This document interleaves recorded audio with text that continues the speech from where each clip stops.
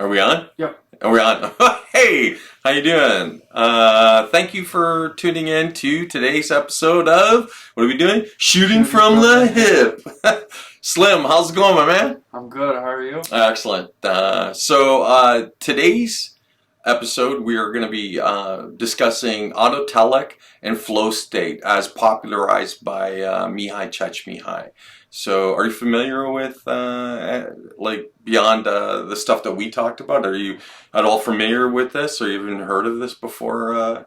The flow state? Flow state and Autotelic.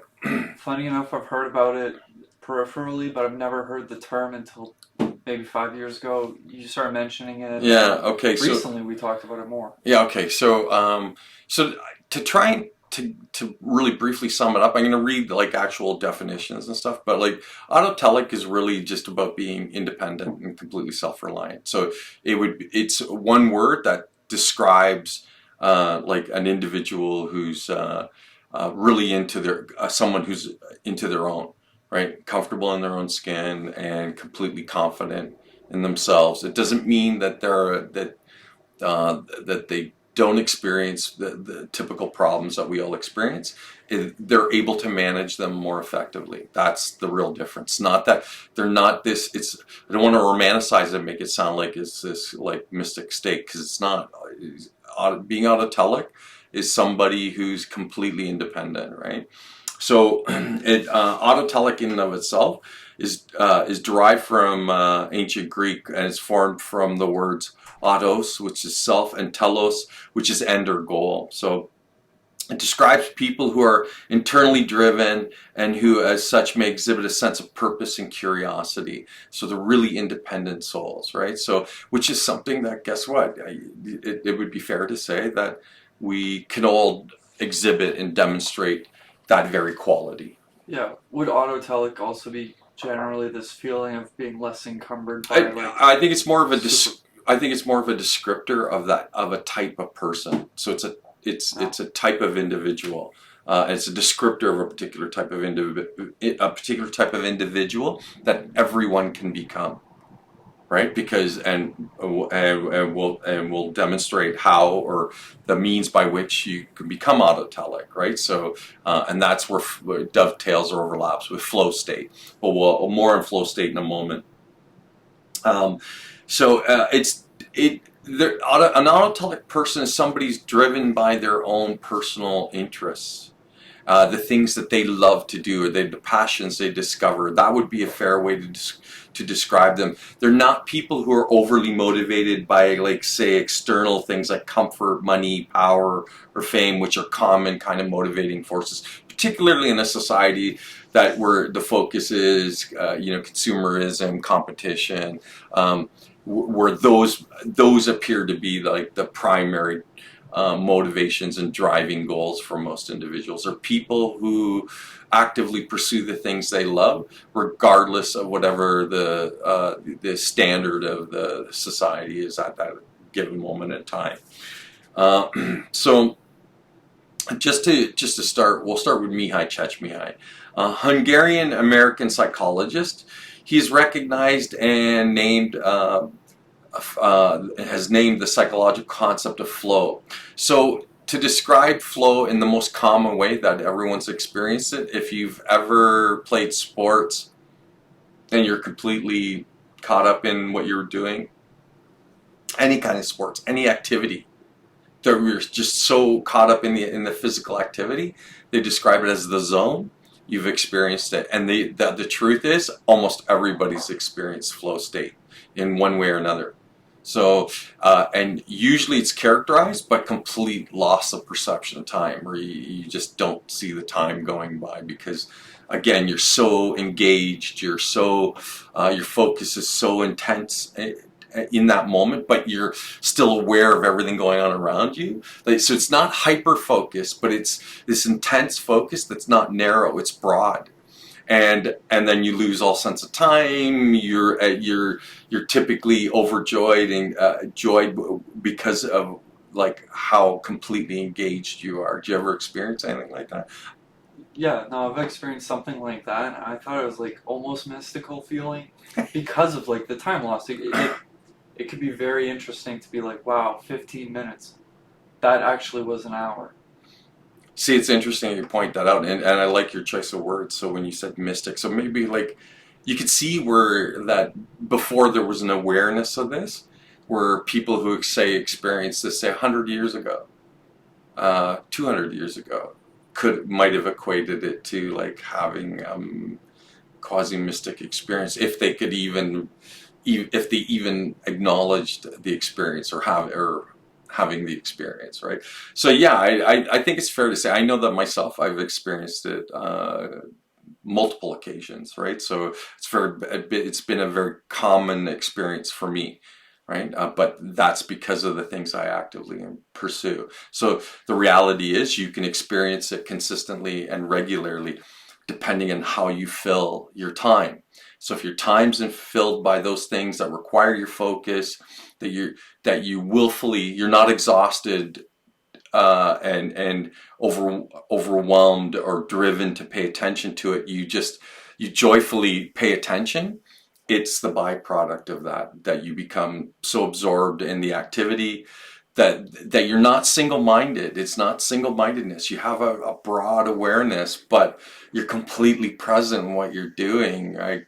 It is a rather fantastic feeling. Yeah, I was gonna say the list you sent me of the conditions you have to be under in order to have this kind of head in the game moment. It's interesting because for all those conditions to happen, you have to almost not pay attention to trying to get into the zone. Right. You have to flow into it, and right. when you notice, you flow out, and you're like, I had it. What right. the fuck? Yeah. So it's about being attentive without the acknowledgement or without the use of language, like internally, like in terms of your thinking processes, where you kind of articulate it in your own head that's what you're experiencing. Because the moment you do that, it's like you say, you pull yourself right out of it. It's a reflective experience doing that. Right. But when you're in the game, you're in the game. Yeah, you're part of it. Right. So this is the thing that Mihaly Csikszentmihalyi argued, that it could be a more common experience and that you could actively engage it in actively pursuing the things. When I say things, it's activities that would allow for you to become completely engaged with whatever you're doing. And that the byproduct is, in terms of like the studies, you actually have an increased pain tolerance, you experience high levels of joy, you actually exceed like physical limitations. All these things go hand in hand with the flow state. So then it's like it's your best performance. It's always a peak performance. So it's this thing you go that when we talked about in the last episode of Shooting from the Hip, Universe 25, with the loss of meaning and purpose. I'm just going to interject this now, and then we'll continue talking about it. But wouldn't actively pursuing flow state or to become an autotelic person, wouldn't that be a perfectly good meaning and purpose to your existence? That's what you actively pursued throughout the course of the duration of your life? That became a focal point, because which is almost funny, because it requires you to be focused and paying attention, and then now you make it the focus of your existence and your purpose and meaning to your life. I would say that it would fit that role perfectly, almost. It sounds therapeutic, this idea that you could even have a better use, I don't want to say better use of time, but like more that might be accurate. Yeah, well, it's more rewarding, and it doesn't ask that much at the very least. Yeah. Yes. Yeah, and it's not asking you to give up all these things. It's just requiring you to actually dedicate yourself to being focused on something you already enjoy. Right. So which is almost that's kind of easy to do, right? So you're at an advantage when it's something you enjoy to do, but it's way more difficult to get into flow state when it's something that there's no sense of joy in doing, right? But then if it's not something you enjoy to do, is it possible then to achieve flow state? I think it's, well, it seems like you're I'm setting it up. yeah, Yes, the answer is yes. That but yes, you can, but it has to meet certain criteria, which we'll get into again momentarily. I was gonna throw in probably it probably can't be something that's too easy or out of your limits. Right. That's a really good way to describe it. We'll explore it more fully, but I want to continue just to read from these notes that I have prepared for today's episode. Um, so sports have been characterized as autotelic activities, largely because of the complete involvement of the participants. They become immersed in the activity for the activity's own sake.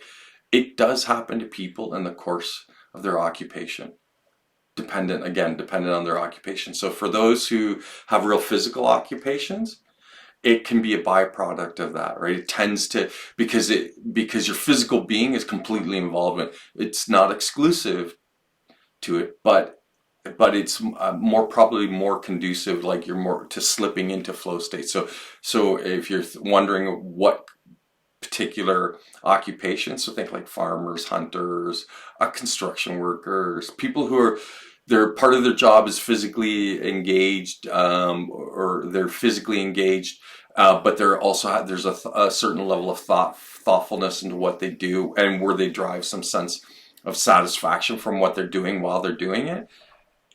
It potentially could produce that very same state, right? So in the seminal work of Mihaly Csikszentmihalyi, his book Flow, The Psychology of the Optimal Experience, he outlined the theory, and he stated that the happiest people are those who regularly are able to enter flow state, right? So that their concentration or complete absorption in the activity at hand in this situation, that these people like gravitate towards those things like that actively engage them and involve them very completely, right? So they're psychologically and physically involved in, and then it kind of induces that flow state, right? So and again, colloquially, it's also known as the zone, or they call it you're in the groove, right? Like that. It's just about it. There are common expressions, so it is a common experience too. So it's not like we're talking about something that the average person has never experienced. Almost all of us have experienced it, and you probably experienced it more when you were children. Not to say that you don't experience it as adults, but probably the frequency, because think about adult life, how often so much of adult life is doing things that you actually don't want to be doing, right? So then you can see where that might be a detractor, aging and stuff like that. But for young people, they probably spend more time in flow state than not. Do you think part of it's this idea of being like carefree? I use air quotations. Yeah, but that whimsy or that carefreeness. Could that be a mistake for you being so completely involved in what you're doing that the perception from somebody watching is that it's carefree, or that they're whimsical and stuff like that? And it's not, that they're completely present, because to say they're carefree almost means that they're walking through oblivious to everything going on around them, but they're not oblivious. They're completely present. Right. I was thinking of the example when you're having a great time, you're listening to music, you're in that kind of groove, and you're dancing, and it feels like, oh, time's flying by. Because the perception of time, again, it does that is a characteristic of it, that you lose perception of time. So you suddenly a couple hours feels like minutes. So then you feel like, God, it's racing, but it's not racing. You're just so completely present that becomes the experience, or the perception of the experience, right? Yeah, it's like the old expression, time flies when you're having fun. 100%. Where do you think that came from? Right? Yeah. This common experience, right? So in essence, flow is characterized by the complete absorption of what one does and the resulting transformations in one's sense of time. So we've already established that this is flow state, and flow state something it's not a foreign experience. It's common amongst humans, and then I would even go so far as to put forth the idea that you could cultivate it. You could actively not only are you capable of doing it, but you could actively seek it. And then as a result of actively seeking it, then does it mean you have a much more richer experience from day to day? Well, the answer is yes. The wonderful thing about this is, even though it seems like there's a lot of criteria on that page, there's so many different times you'll feel like you're approaching the flow state, and then you'll realize it after. Like, my friend is competitive. He has a hockey league and he has a bowling league. Both of those are good opportunities to feel this kind of flow state. Yeah, because it meets the criteria, right? Flow is the melting together of action and consciousness. So it's now action and your state of mind are not separate. They're one thing, right? And again, sports tends to, or physical activities like sports tend to make it's easier for you to enter flow state in those, but it's not exclusive to them. It's just more conducive to us being able to enter flow. So you would think then, if you're formulating a lifestyle or a way of living, and that that sports is an easy, or exercise is an easy way to enter flow, that you would integrate it into the way you live daily, particularly if you're doing something that you think is worthwhile, but you don't really want to be doing. So you do that occupationally. You do it because the paycheck's great, but you don't like your job.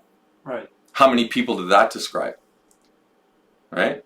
So then to offset that negative kind of a psychological association with what you do for access to material resources and finance, and even though that's materially rewarding, it's not very spiritually or psychologically rewarding, then you would need to introduce into your life something that's a counterbalance. So then, in the case that you just cited, being a part of like a regular bowling league and a regular sports league, that it's not about like competing for the purposes of winning. It's just about doing it, right? So then that's what it actively describes what flow is. It's that meeting of action and consciousness where you're completely there. So you could actively seek that out in your day-to-day way that you live. So, and it doesn't have to be sport. Dance but then you'd require it with some kind of regularity and consistency to be able to sort of on day-to-day to enter that state, particularly if you're one of those people who's what they fill the majority of their waking hours doing doesn't produce the flow state. So then you have to actively kind of go to your way to find it, to have it. Would you agree, disagree? Does it seem reasonable? Yeah, it seems reasonable. I was thinking, we say bad things about reactionary states of mind, but that's more in the sense of being like emotionally overattached and things like that. It's a different reactivity. I'm not sure if that's the right word. No, I don't think that it's a reaction. It's interesting that you chose to bring that to the attention and the conversation. It's like it is a flow. Yeah, there's no flow, reaction. I don't think. Yeah, flow's not reactive. Flow means that you move in an appropriate way given the circumstances of whatever it is that you're doing. So it dictates to a degree how you respond to it. So you're moving perfectly in response to it. Bruce Lee used to talk about this. And you know the famous expression, flow like water, be like water? Because water flows. It doesn't matter what you pour it into. It moves. It falls into the cracks and crevices of whatever it is that it's confronting. It just flows, right? And so it does the most appropriate thing that it can do. It's not reactive. It just flows. Yeah, almost like if you think of a rock as like a situation that's giving you stimuli, and you have to, problem solve.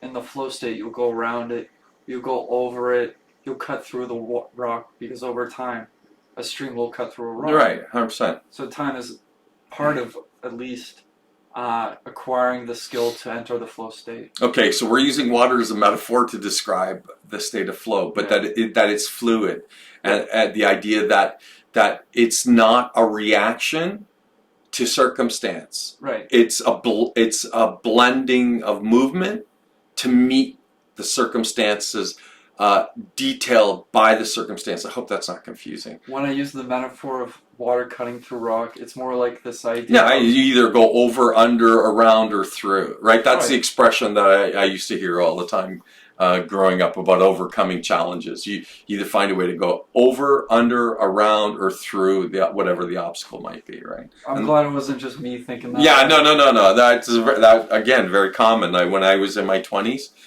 very common expression, right? So it was something that it's the way that people would refer to confronting challenges and stuff like that, right? So, but in saying that, they made it like a very conscious choice. We're saying that it's a byproduct of flow state. So once you're in the state of flow, that's what you do. You don't have to consciously think about it or recognize it or to detail it in words and thought and stuff like that. That what you're doing is you just, as a byproduct of the flow state, you're able to adapt to whatever circumstances that you're confronted with.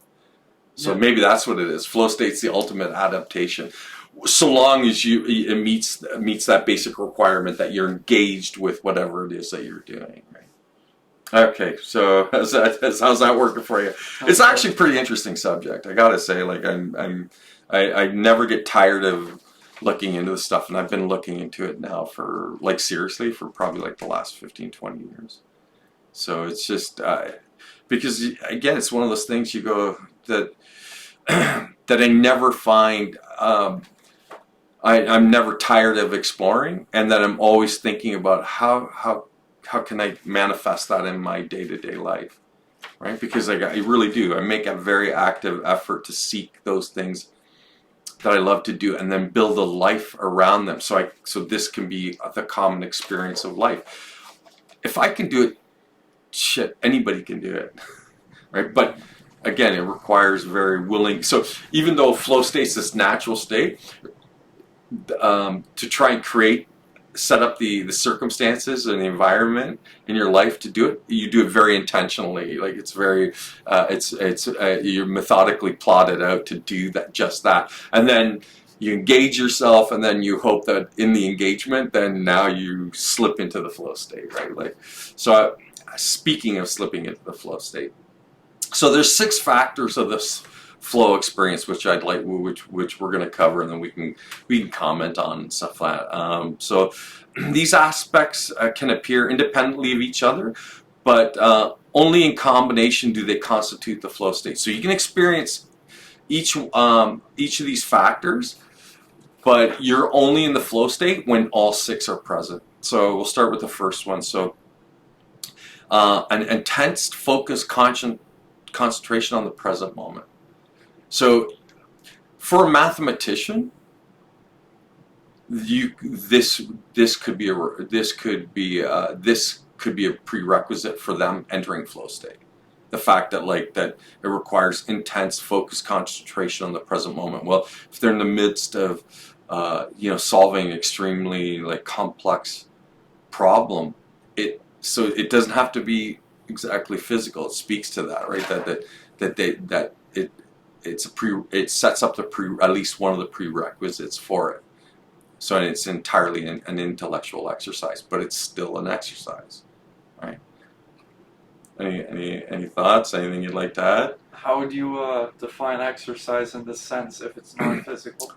Okay, so it's just being present, right? So like an activity. So say there's somebody who sits there and has to work it out on paper. That means they're constantly scribbling. That's a physical action, right? So is the whole body being engrossed by the activity? No, but because their attention is completely on the fact that they're trying to work it out with pencil on paper, that's a physical action, right? So it might be a minimum amount of physical action, still a physical action, right? So and it meets that first prerequisite, which is that it requires you to have an intense, focused concentration. So it's there, right? So the merging of, number 2 would be the merging of action and awareness. So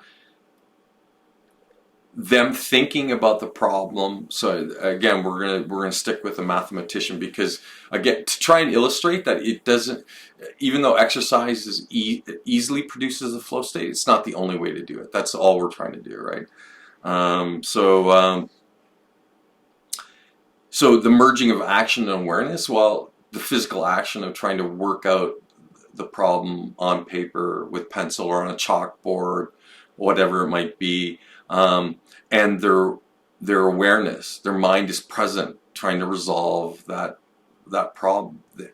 It would, again, it would meet that piece of criteria, right? Right. So okay, so we're in agreement on that.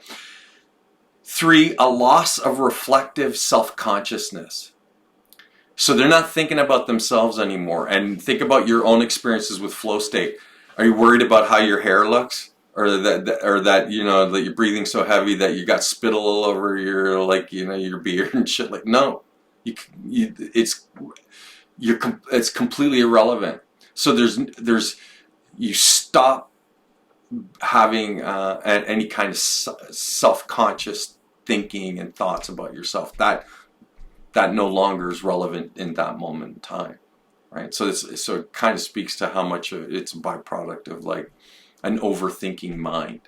So right, so when we did cover this too in meditation and breath work, that the idea that the default mode network, right, that it keeps it's a thing that helps, that generates all those thoughts, and all those thoughts are almost always self-referential, right? Or another way of saying, makes you self-conscious. Your sudden awareness that, well, that's the thing that goes out the door, where you can get absorbed so much so in solving of a puzzle or in solving of a math equation that it produces the same effect, where there's no longer concern about yourself, or right, that you really are married to the action.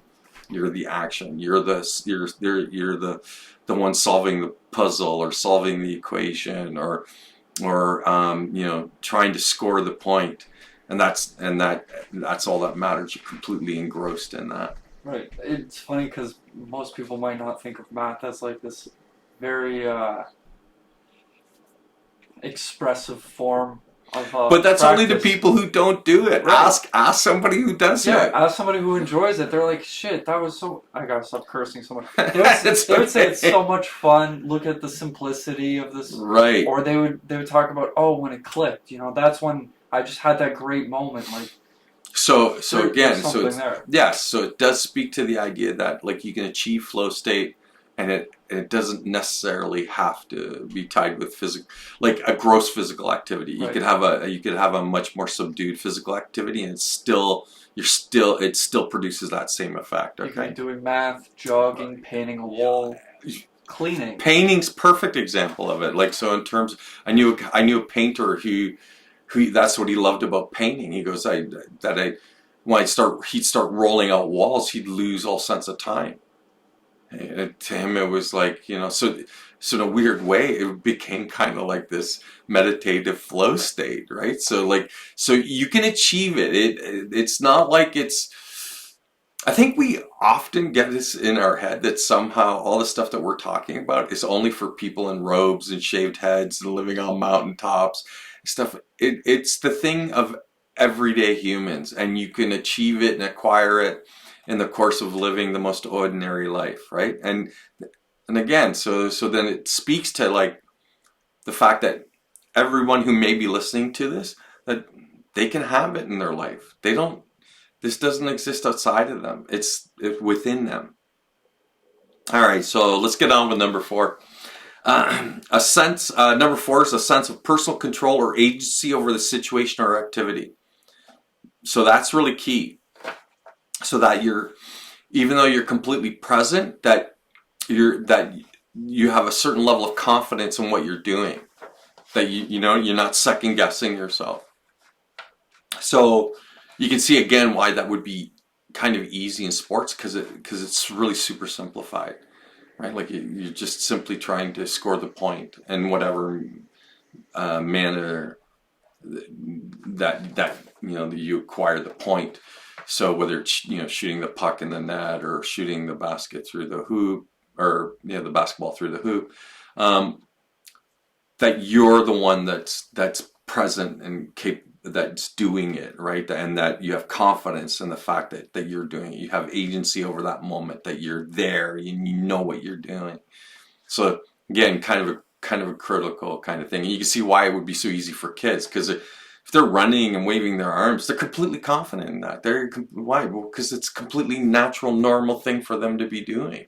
So why wouldn't it be so totally engrossing and stuff like that, right? So it it's it, it's something that we all experience it. So experience it yourself, or Yeah, I was carving a piece of wood, and I just thought it was a fun experience. It was kind of a new thing for me. yeah, but did you feel like you had like control over it, that you're confident in what you were doing?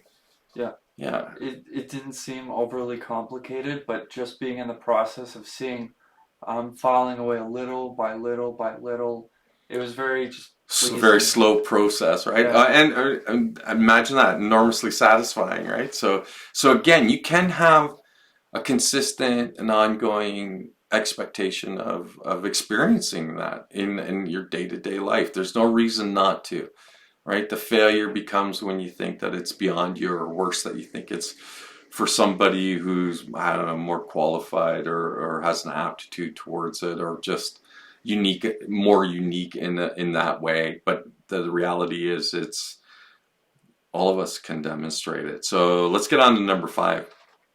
A distortion of temporal experience, and one's subjective experience of time is altered. We've all experienced that, and we all know that's an all too real thing. You're on that. In human interactions, can you experience flow state? So you're a couple, you're on a date, and the date is going perfectly, that you're actively engaged, you're completely present with the other person. It's a positive experience. You're actively conversating, but you're also communicating in more subtle ways, like physical ways. Is that a place where you can experience flow, where now like you complete loss of time? And I think the answer would be yeah, like yes, that you can experience it in interactions with other people. Now, a date is the only reason I bring a date up, I mentioned a dating, is because I've experienced it in dates where I've been on a date, and like you end up spending a whole afternoon together, and it only feels like you've been together for a couple of hours. And so a complete lost sense of time, that you're completely engaged, and it met all the other criteria. They were feeling good, you're confident, so I think that you can experience it outside of like the places that we've already illustrated that it might be conducive to it, right? Have you experienced what I'm talking about, like on a date with somebody? Have you ever experienced that? No? I was gonna make a joke, but no. I've had times where it seemed like conversations went by quickly. For the most part, like I think it's setting. It's like if you're in a place where you can't focus on Well, the yeah. So a lot. So setting, it's not any different than like being on a court or being on the field. Like it's the appropriate place given the activity. right. If you're so entrenched in the opportunity to see this person and doesn't like you can ignore the sound around you, you're probably in that place where you're like really getting to the flow state. Like Well, you're so at okay. least really hitting that condition. Okay, so then maybe you can, like this 6 criteria that's required to enter flow state. So then maybe you can experience it in the course of uh, uh, um, interactions with other people, right? So and the way that you relate to another human being. So it might be a viable way of experiencing it. Okay, so then the last one is 6, and the experience of the activity as intrinsically rewarding, also referred to as an autotelic experience, right? And right, it describes like autotelic. Remember, its literal definition is uh, self goal, or the end, right? So that might, you can interpret that to meaning that like that the that you have a sense of an accomplishment, right, in the pursuit of whatever it is that they're trying to do, whether it's the resolution of the math problem, painting the wall, uh, putting the puzzle together, having a fantastic date, right?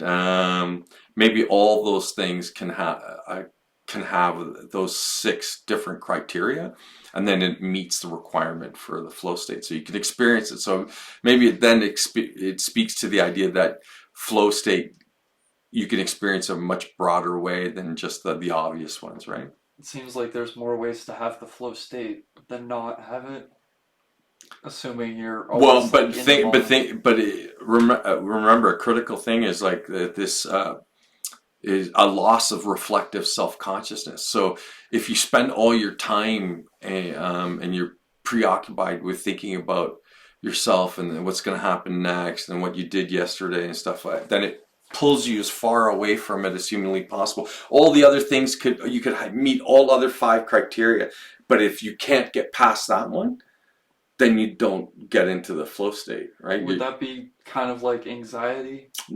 Stress, anxiety, sure. So Self-referential ideas? yeah. So if you're not able to get past your own concerns and like or drop them, so not.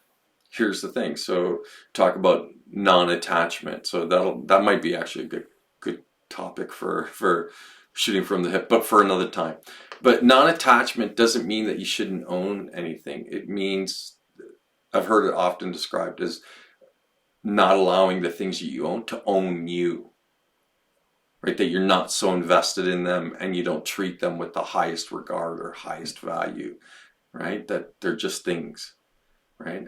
But for so many of us, we identify with our things, that becomes in part who we are. So then you can see where now anxiety and hang up and stuff will take you away from it. So potentially there are people out there who maybe experience flow state all the time as children, now as adults say they never enter it ever. This sounds like 1,000 conversations we've had. Like, if you look around, we're very distracted. We're very reactive. We're very much like, oh, we have this abundance of like Uber Eats.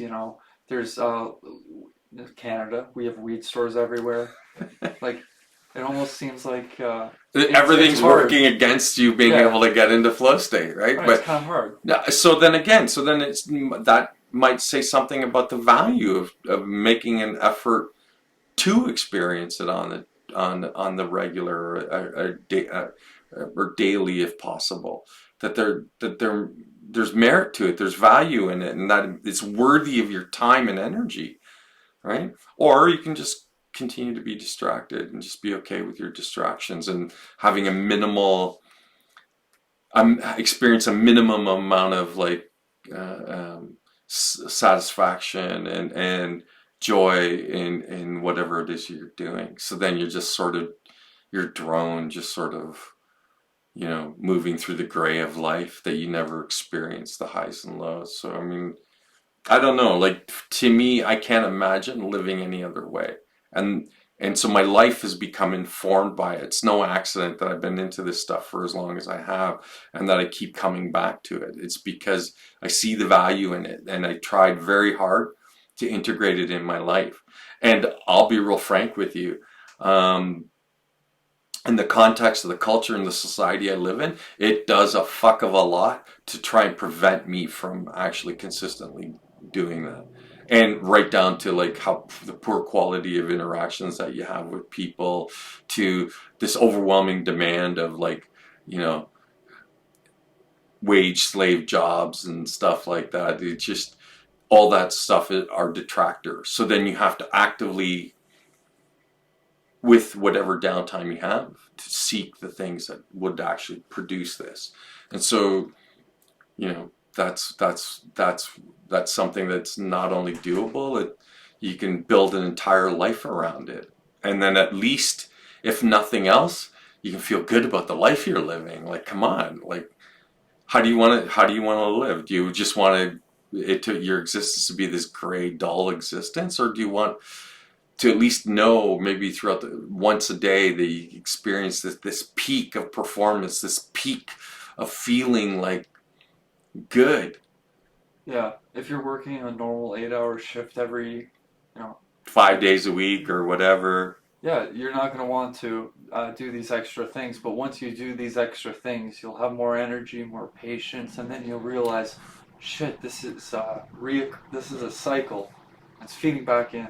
Right. So then again, somebody who's in flow state, they, their pain tolerance increases. They don't experience exhaustion in the same way. It's the other things that are that in my notes I don't really like dive into too deeply, but they're byproducts of the flow state.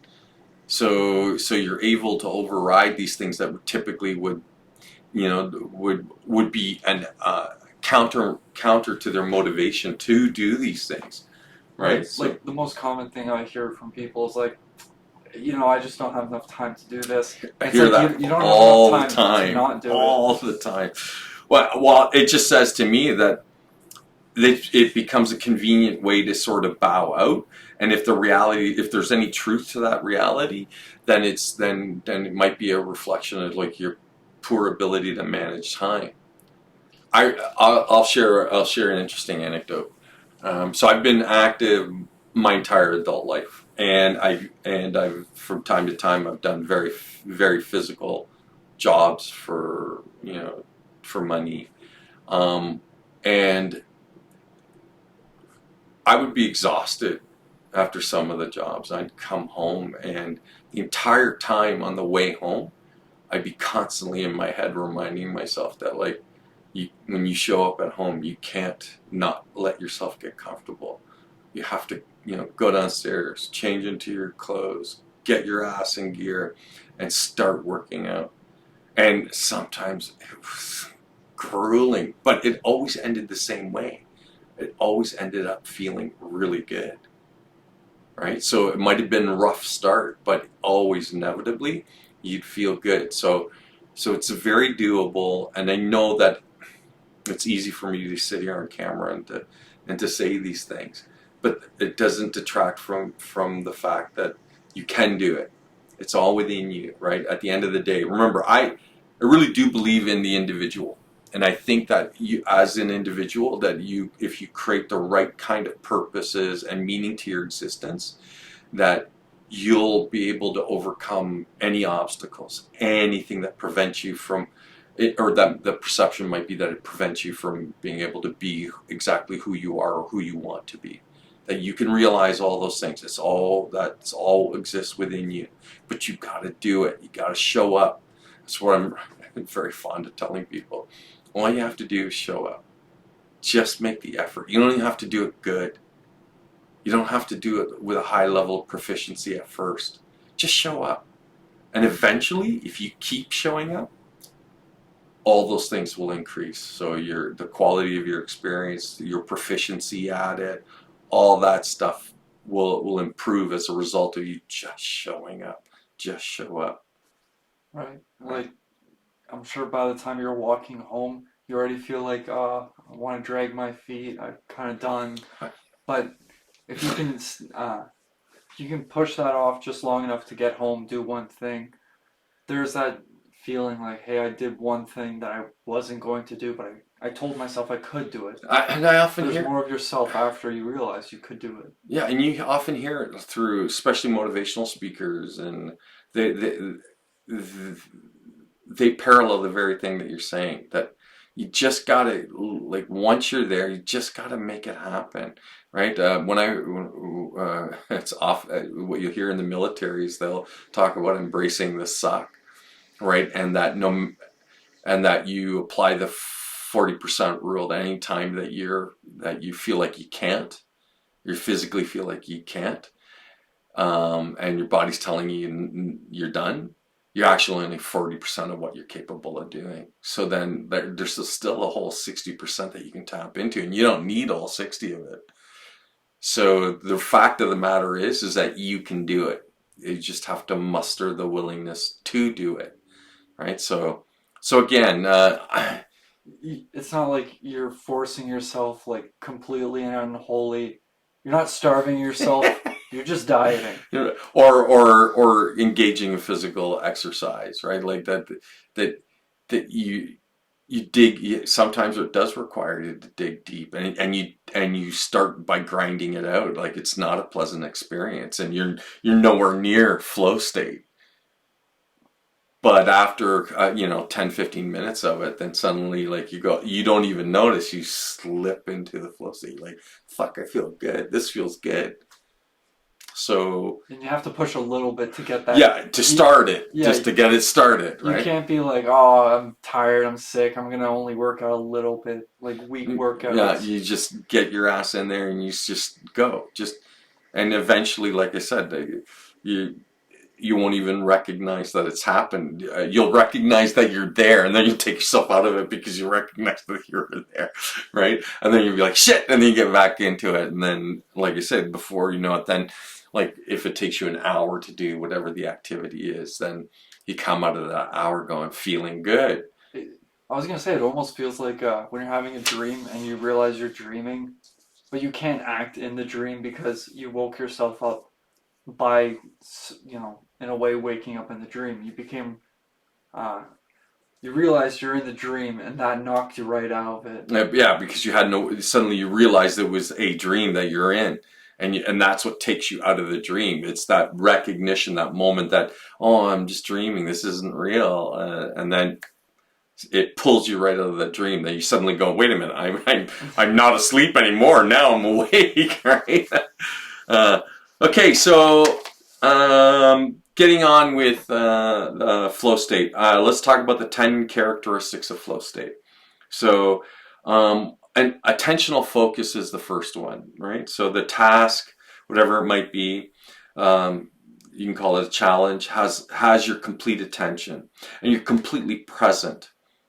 An effort required to break attention to interrupt you. So to take you out of that would require, like, some kind of, like, active intention for someone to pull you out of it, that you're that present. So you can see where that would happen to somebody doing, like, some forms of physical labor, or a job that is, particularly if it's a job that they like to do, that it would take something of an effort to be able to pull them out of that attentional focus. So I think it's fair to say that everyone's experienced that. I'm sure you have. Have you?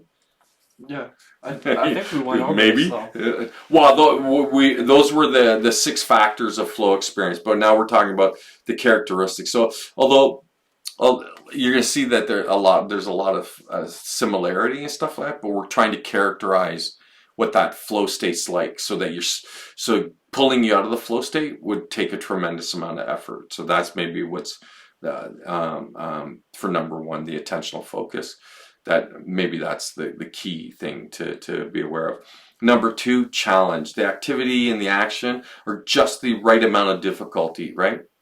As if it's too easy, you risk being distracted, like that you can't, because it can't keep your attention. And 2, if it's too challenging, then you run the risk of being overwhelmed by the activity. Right, so, and again, everybody's that would kick you right out of it too. Right, and everybody's experienced that, like, where things are so easy, you're bored by how easy it is, or it's so it's so overwhelming that now all you can feel is stress because you're overwhelmed, right? So it's that happy flow state only as a result of that happy medium, or it's not the risk is not too little and the risk is not too great. It's somewhere right in the middle. So that's why I think the part of it too is that, like, it's something that you feel that you have some agency or control over the situation, right? It's that confidence that you are in your environment, right? As soon as you take you out of your environment, and remember those 6 characteristics, you can be experiencing each and every one of them. But if you don't have all 6, then you're not in the flow state, right? So, okay, so number 3. That all the activities you do and the tasks that you have, you're working towards an outcome. So they're goal oriented, right? So almost always that becomes part of it, right? Like, so that's a part of it. Whether it's something as simple as like, I want to finish painting this entire room, or I want to like score the winning goal, or score a goal. Never mind winning goal, just a goal, right? So it's about directing the attention and having a focal point, something that you're working towards.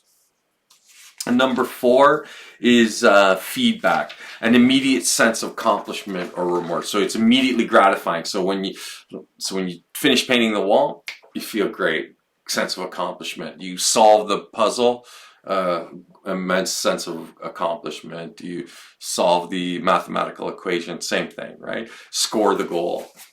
You probably get a little bit of beneficial feeling just from being in the moment and doing the action. Well, yeah, but I think it speaks to the idea that once you've achieved it, that there's a spike in that sense of achievement. That yeah, I did it, and then you're right back at it, right? You're jumping right back, because now if one goal is good enough, 2 would be better, right? Yeah, because not only is it satisfying doing it, the realization it's done, it's amazing, and now you move on to trying to recreate that, right?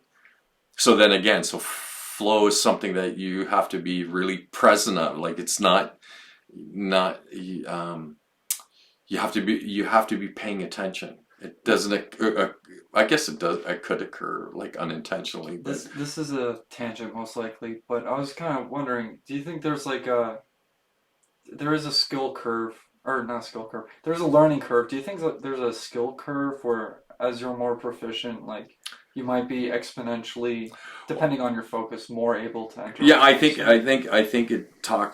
that's where we talked about the agency or control over the situation. I think when you have a higher proficiency of skill, you have a greater sense of control. Yeah, I would say that's a good metric for agency, because you have to know your environment. Like right, and what you're doing, that you're confident enough in doing it, that now you don't have to worry about, oh, am I doing this right? Because that's that self-consciousness part. So remember, if those two things are out of whack, then you're not in flow state. Yeah. You're just panicked trying to do whatever it is that you're trying to do. Yeah, anxiety shouldn't even be a thought. Right. But again, it's the thing that can prevent you from entering flow state. So then it means actively seeking things that it'll be easier for you to enter flow state. That does not mean that you should not be trying to become more proficient at things that you're not currently proficient at, right? But that's just practice. So practice, will you achieve flow state in practice? Probably not, right? Can you experience it while practicing? Probably. That'd be really interesting, learning and feeling the flow state then. Yeah, but I think if you're learning and then once you figured something out, that's when you'll experience the flow state, not while you're trying to figure it out. So it's kind of like a physical eureka moment, like in your body. Yeah, 100%. It would be that's an awesome way to characterize it. It's it's free. You can use that. It's a physical and psychological epiphany, right? It's that ultimate realization, and you're like, yeah! Epiphany sounds like spiritual, and this is a spiritual thing. Well, isn't that how we started out talking about this? That you brought that point to the fore, where you said that, like, here, like, would this be the equivalent of a mystical experience?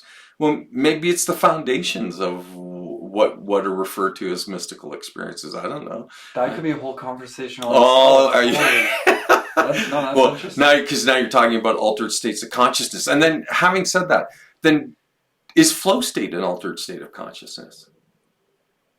Right? Like, because if it's not the average or consistent normal state of mind or consciousness, your state of being, then but you can enter it rather freely, again based on the criteria that we outlined, then isn't it inducing an altered state of consciousness? Because remember, altered states of consciousness are states that you can enter. It's not beyond you, right? And we understand this to be true because you can enter these states outside of the normal range of consciousness. So So flow state, then, is it an altered state of consciousness? I don't know. I don't know definitively what the answer would be. So I'll just say maybe. It'd be interesting if that's the normal state of consciousness, but since I'm pretty sure anxiety is like a regular thing, maybe. Yeah, but is that even a normal state of consciousness? That's a heightened, an anxious state. Isn't that an altered state of consciousness? So we're now like, Well, anxiety as a stimuli, even if you're just in your default mode network, that little ping of anxiety, even if it's not really taking your mind up, it will at least keep you out of the flow state. yeah. But So, it is the average. so then the question. Here's the question. Then is anxiety and stress, are they altered states of consciousness? That's Right. interesting. Right. So then Like would not it be being safe? Would it be safe to say then humans spend a great deal of their time moving in and out of altered states of consciousness? right. Well, I was referring to anxiety not as like a place you are, more as like the stimuli acting on you. But if you look at it, it's there's no definable difference. Your state of mind might be a flux of those stimuli in like certain patterns, I guess. Yeah. So then it might be fair to say that to a degree it is an altered state of consciousness, because your chemistry, your neurological chemistry is altered and becomes different under duress. But guess what? In flow state, it also becomes altered, but not because it's under duress, because it's experience peak performance or peak capacity.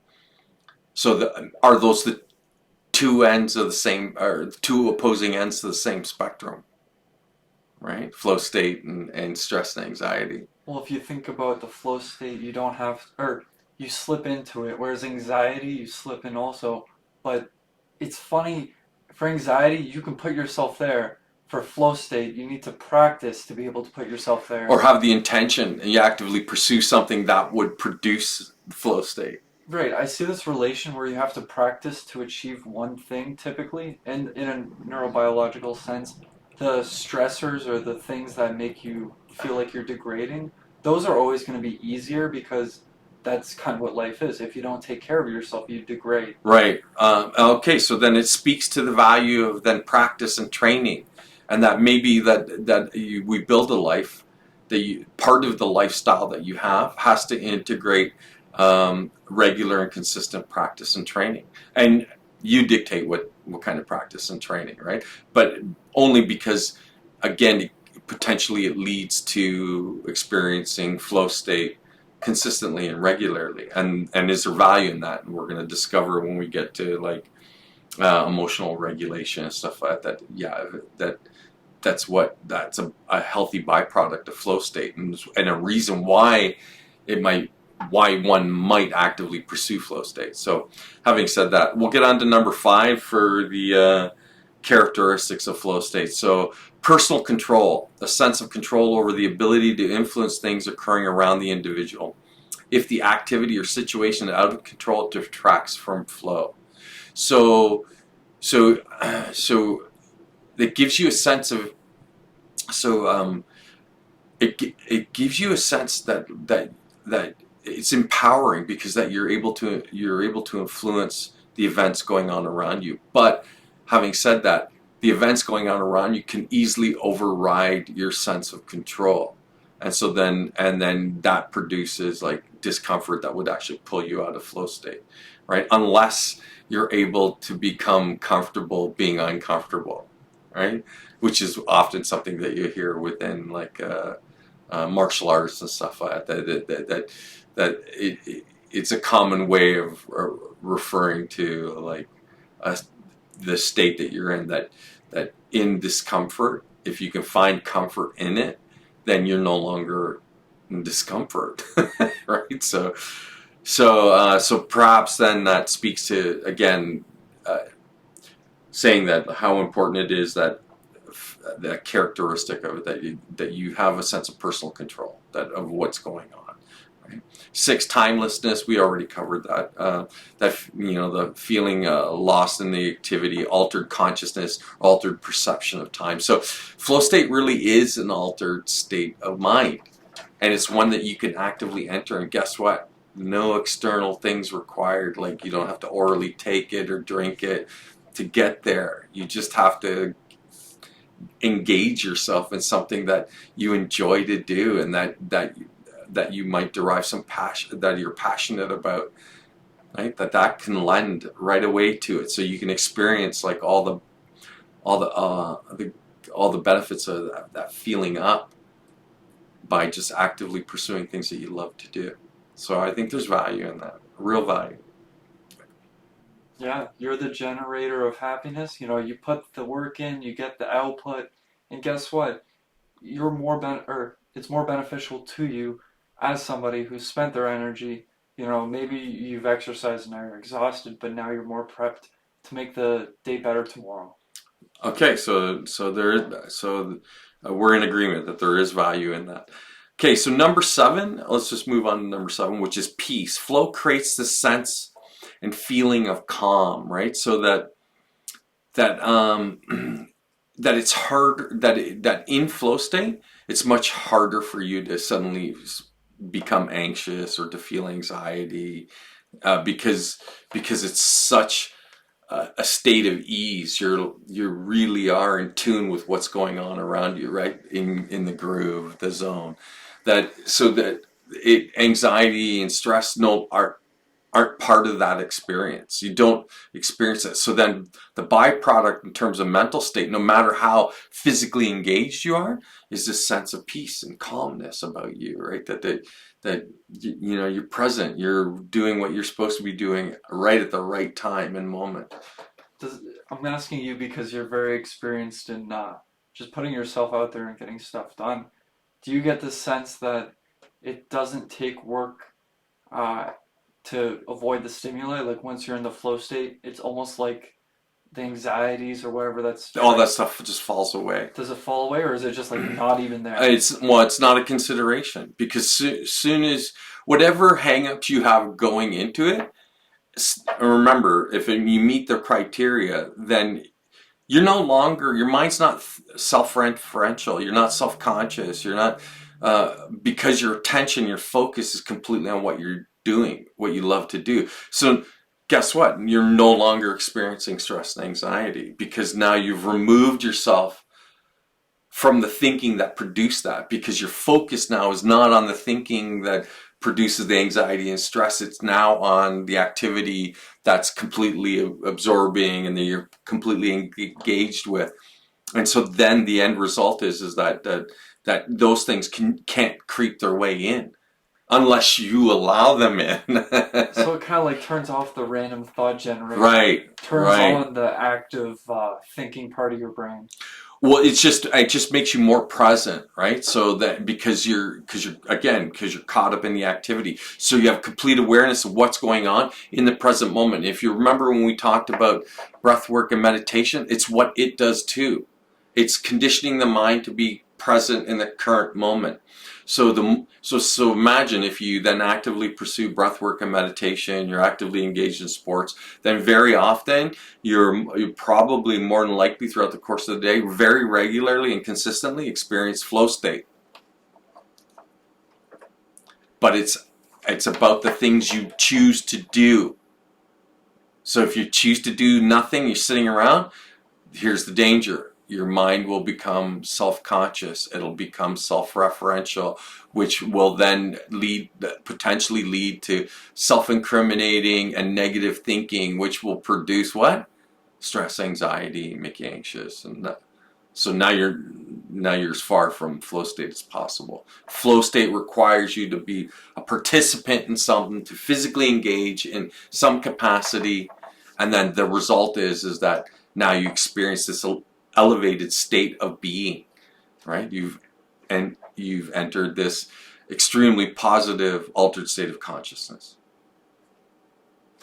right? So suddenly the idea of it becomes really tangible and very practical and very real, and you see the benefit to it, right? It's a perfect countermeasure towards stress and anxiety.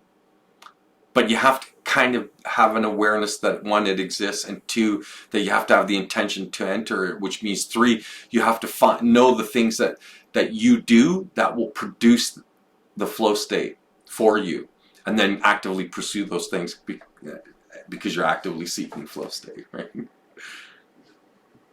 Okay, so and then we talked, we covered peace. That's the byproduct of the flow state, that you're liberated from being anxious or anxiety and stuff like that.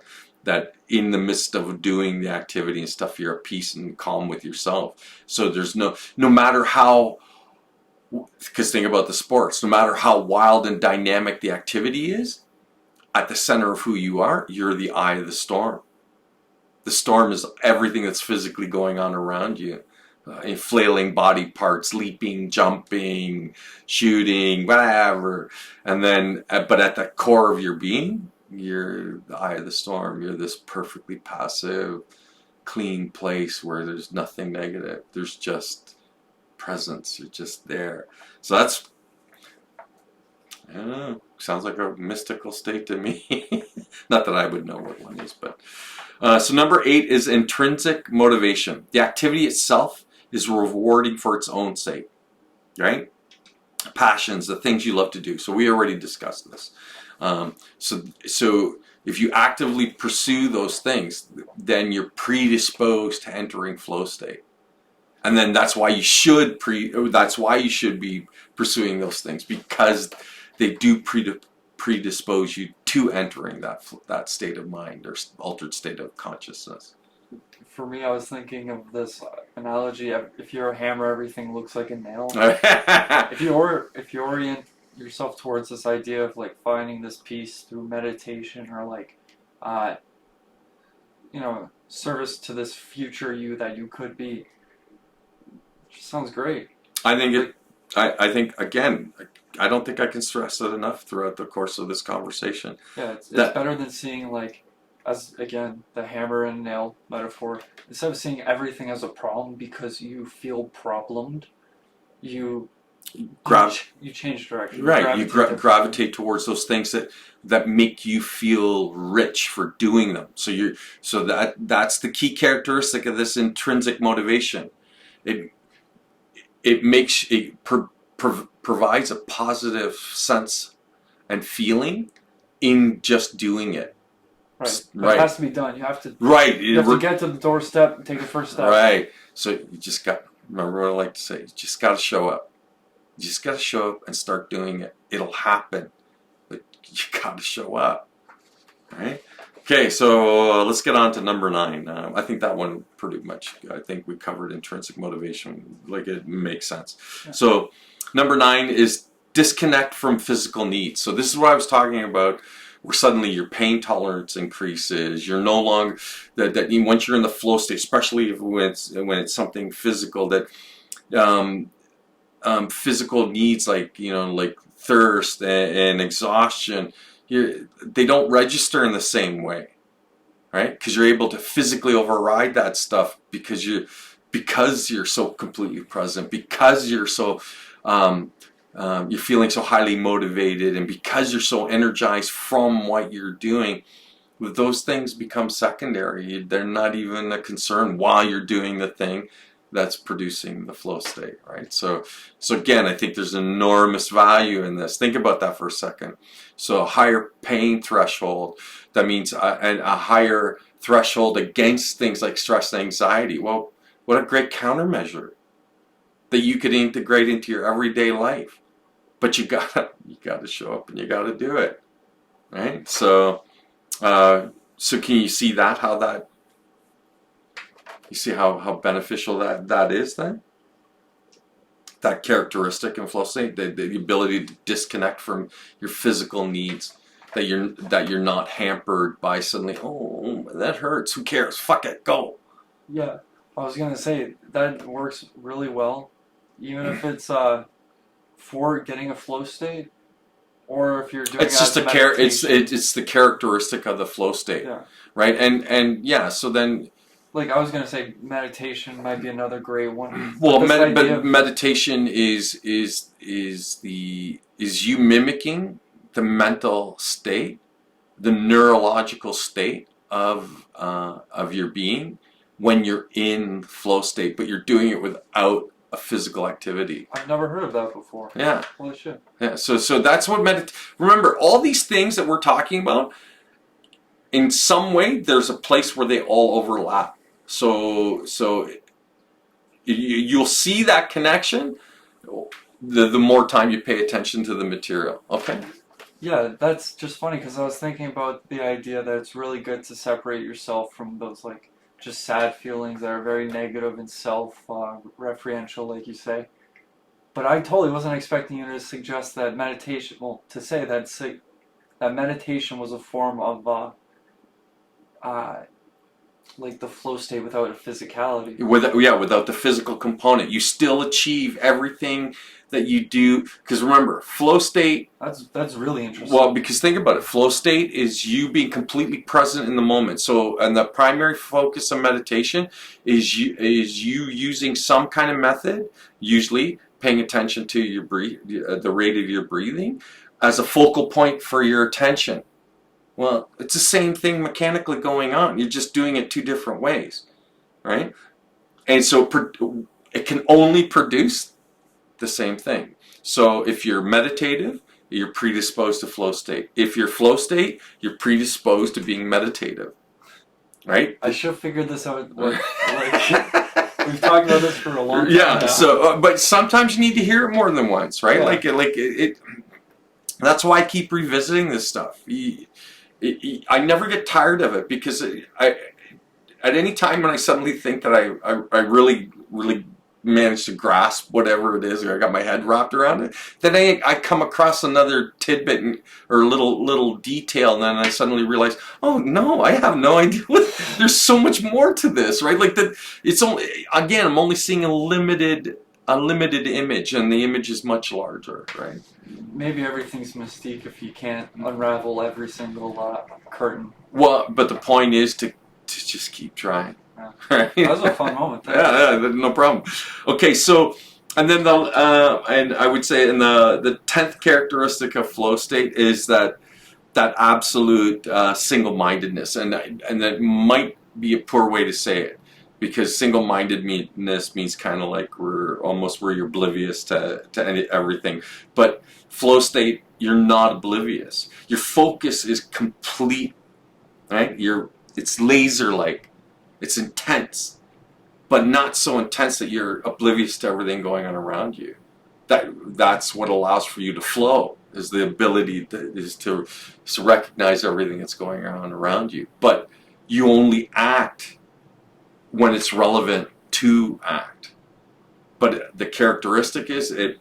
So then, as a byproduct, it teaches you to be more focused, right? So maybe single-mindedness is not the right way to say it, but or you could characterize it as single-mindedness, but you're not. That single-mindedness is kind of suggestive of like that you're so caught up in one kind of perspective that it's at the expense of all this other stuff or anything else that might be going on. Whereas flow state is you're completely dialed in. You're fucking aware of everything going on around you, right? So single-mindedness might not be the right way or an accurate way to characterize it. So. Okay, so that's the 10 characteristics of flow state, right? So you really are working on the task of being engaged, right? And again, anybody who's listening to this, they have something that they love to do, and that would be the precursor then to be able to sort of enter flow state, right? At least it's the thing that they can focus on. And then if they put their energy into that, then there's a good chance it'll produce that outcome, right? And so when you're engaged like that, because we often bring up the default mode network of the brain, right? Well, the part of the brain that becomes engaged when you're completely focused is a central executive network. All right, so that's the counterweight to the default mode network, and that the central executive network is what's present when you're completely engaged with what you're doing. So it's the other part of the nervous system that now is at work, right? So that's the one you want to make more robust. So remember, the nervous system, like everything else in the body, strengthens or lessens depends on stimuli. So you provide healthy stimuli, it makes it more robust. You provide negative stimuli, guess what? All those bad things, it makes that more robust. So it's just your choice of stimuli. So you choose negative stimuli, then you can expect a negative outcome. And you becoming more proficient at being negative, which is, again, wholly unhealthy. So what you want to do is actively pursue things that do stimulate like the healthier portions of your nervous system, that make you predisposed to entering flow state, to being more present. And again, it's all about the stimuli you choose. So you have to be careful about lifestyle choices and the stimuli in your life. It can't be overstated or understated, for that matter, that it really, really is very important. And most of us completely ignore that stuff. Why do you think alcoholics are alcoholics? Because their system perfectly adapts to the stimuli. Well, if you're athletic for the entire duration of your life, then guess what? Then your system will, develop to that end, right? So it seems so simple to understand, yet I see most people walk through life completely oblivious to the fact that you really are what you choose to do, eat, and think. Yeah, and it's really interesting. We're made of so many nerves just all throughout our body. For example, right now I'm feeling how little sleep I got in every single nerve. That's all on you, man. So we can talk about like how it influences things like dopamine, right?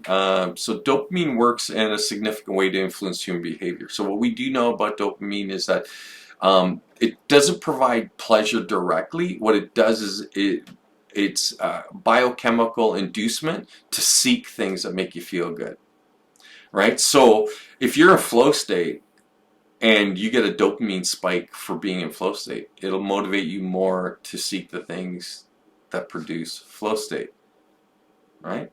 So you can, again, it's hijacking your own physiology and making it work to your advantage, or don't.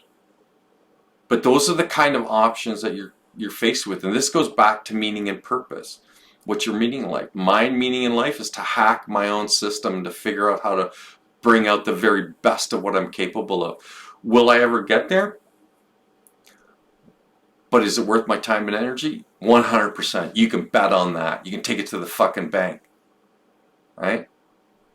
But whether or not you're actually successful at it is almost secondary. The point is to do it, and then to keep trying. And you keep trying to find workarounds within your own biology, within your own psychology, to master the self. You either master yourself, or you're mastered by yourself, right? So you can interpret that to mean then you can be a slave to your own biology, or you make your biology subservient to you. So in terms of meaning and purpose, what could be more meaningful and more purposeful, right? So this is the very ideas that I think have value and are worth promoting, right? But I don't browbeat people for it. Like, either you get it or you don't get it. If you don't get it, keep going on doing what you're doing. I don't care. It's not my business. That's your business. My business is focusing on me and putting my energy into realizing myself, right? I'm just sharing the ideas and all the crazy stuff I'm carrying around inside myself. So that's it. And for any of you naysayers out there, remember, you shouldn't believe anything I'm saying anyway. I'm nobody, I'm nothing, I am no expert. I'm just a guy with lots of questions, and I make the effort to answer them. So here's a question and answer that's being presented, and you suddenly realize that very often a lot of the answers fit a lot of different questions, or at the surface seem like different questions. Right, so and that's all we're trying to do is present this here, and it's become this super fun thought exercise where we're thinking out loud, and we're hopefully engaging people who are like listening and watching this, right? I really like to think that it's making a positive contribution, right? So whether or not it is, that's another thing. So getting back to dopamine. So let's talk about dopamine for one more moment. So if it's out of balance, dopamine levels, like if there's too much or too little, it can produce physical and psychological illness and even lead to self-destructive behaviors, right? And if it's the ultimate, it's the biochemical motivator, you can see, or it could drive people to seek more stimuli, like where they derive pleasure from like drinking and consumption of things that produce an altered state of conscious that you could achieve without having the requirement of leaning on something external, that it all exists within you internally.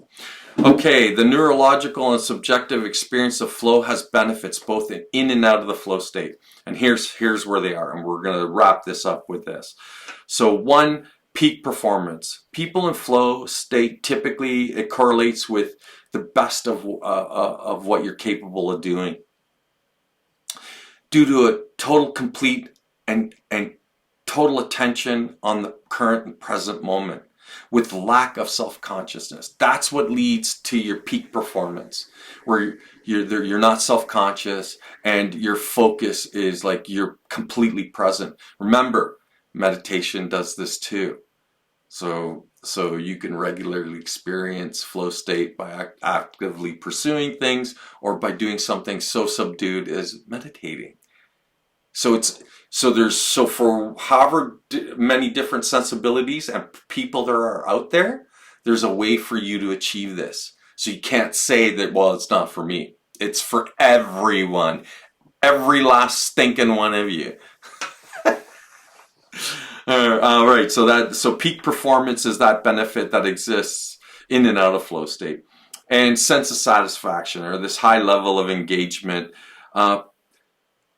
It provides for individuals a strong sense of accomplishment, even though you might ultimately you're not like, the accomplishment isn't like world changing. It doesn't need to be for you to have that sense that you're actually doing something and you're succeeding at doing something. You don't need this big material reward. You just need to have the sense of it, which is, again, something it provides, right? So something that I think everybody would love to experience. I think it has to be something that can be like improved through skill, but also has like this exploratory benefit. I think that's a huge part of it too. I would agree that it goes hand in hand with like the pursuit of flow state. A lot of times people will be like analyzing something at the same time they're trying to interact with it. It's like trying to find the happy medium between interacting and also, okay, I guess giving and taking information. Basically, it's having a very, hate to use this again, but very fluid But it's relationship accurate. between you and what you're doing. Yeah, again, complete agreement with you. And that was well said. And then lastly, that it allows for you to experience emotional regulation, right? And it shouldn't surprise anyone. The seed of anxiety and stress stuff is usually negative emotions. So through the active pursuit of flow state, you're able to then experience a better sense of emotional regulation. Again, something also provided by meditation, right? So then you can see how the value of the meditative process and how it's an integral part of the flow state and being an autotelic person and the activity of meditating. They really do overlap, and they closely parallel each other. So that's where the real value is in all of this. So it's my sincerest hopes that you all discover your autotelic self, and that you are able to experience the flow state on a regular daily basis if possible. Is there anything else you'd like to add? No, you kind No. of had your fill. No, I hope I kept my energy high. Sorry if I'm a little tired. That's okay. It's all good. Today was, I think this was a great conversation and a great success. You can bet on it. Yeah, yeah. I guess you can, right? So in closing, I'd just like to remind everybody: question everything. Thank you for your time.